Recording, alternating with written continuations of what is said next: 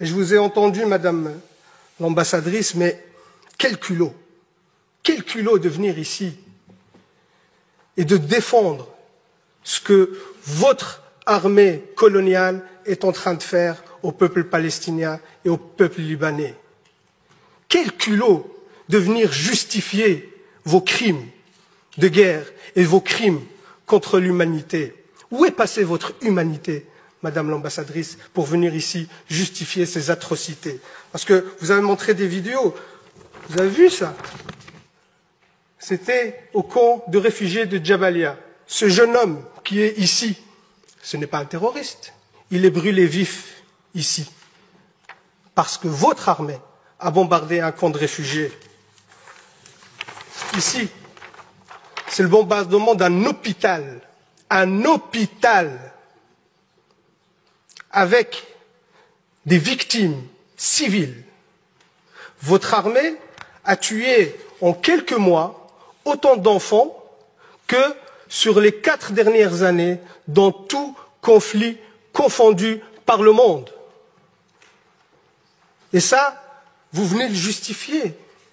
Est-ce que quand vous tirez sur des enfants, quand vous tuez des enfants, des femmes, est-ce que c'est ceux-là qui vous terrorisent?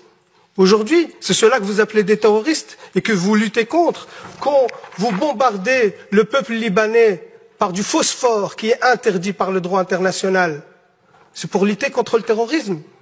Quand vos soldats, qu'on considère que vous dites que c'est l'armée la plus morale du monde, quand vos soldats exhibent les vêtements des femmes assassinées et qui font des vidéos de divertissement sur TikTok, quand ces mêmes soldats posent avec leur butin de guerre fièrement et qu'ils sont fiers de tuer des enfants et des femmes, et c'est eux qui le disent, hein, dans des vidéos TikTok, dans des comptes Twitter, ça c'est votre armée la plus morale. Et oui, Monsieur de Macht, moi je ne me rabaisserai pas à vos insultes sur l'éducation, ainsi de suite, je vous laisse ces bassesses pour vous, mais par contre, oui, moi je prends parti dans ce conflit, je prends parti pour les opprimés. Je prends parti pour le peuple palestinien.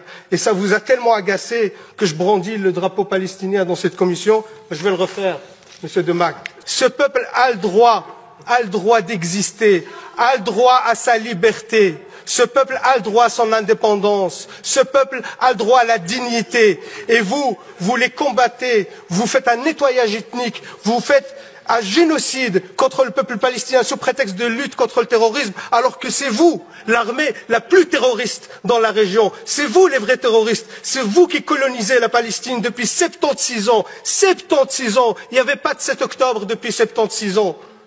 Toutes les résolutions de l'ONU que vous avez violées, vous ne respectez aucun droit international. Vous êtes un État voyou, même au sein de l'Assemblée nationale de l'ONU. Les autres États, ils quittent la salle quand votre Premier ministre, le chef d'un gouvernement d'extrême droite, prend la parole. Les autres États quittent la salle parce que vous êtes devenu un État paria et vous osez encore venir ici nous balancer vos salades pour dire que ce que vous faites est justifié. Comment vous pouvez justifier l'injustifiable? Comment vous pouvez justifier le génocide? Comment vous pouvez justifier les crimes de guerre? C'est inacceptable et inadmissible, Madame l'ambassadrice, de venir ici nous raconter ces salades. C'est inacceptable. Et par respect au peuple palestinien, je leur réitère ici tout mon soutien, et je leur demande de pardonner notre pays qui n'est pas à la hauteur de la situation, parce que jusqu'à aujourd'hui, 0 sanction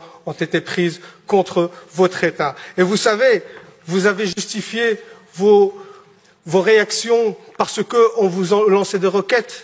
Une autre étude sur les attaques en jaune, les attaques libanaises, en mauve, les attaques israéliennes. Qui est le terroriste de la région? Vous êtes l'État terroriste et vous avez des comptes à rendre. Et c'est une honte aujourd'hui que vous êtes resté encore impuni, qu'il n'y a aucune sanction contre vous. Je termine par là, Madame la Présidente, même s'il y a beaucoup de choses à dire, mais on est limité par le temps, mais je pense que l'essentiel a été dit. Et surtout, ce qui est encore honteux, qu'il y a encore des porte-voix, des porte-paroles dans ce Parlement qui soutiennent cette politique génocidaire. Et ça, c'est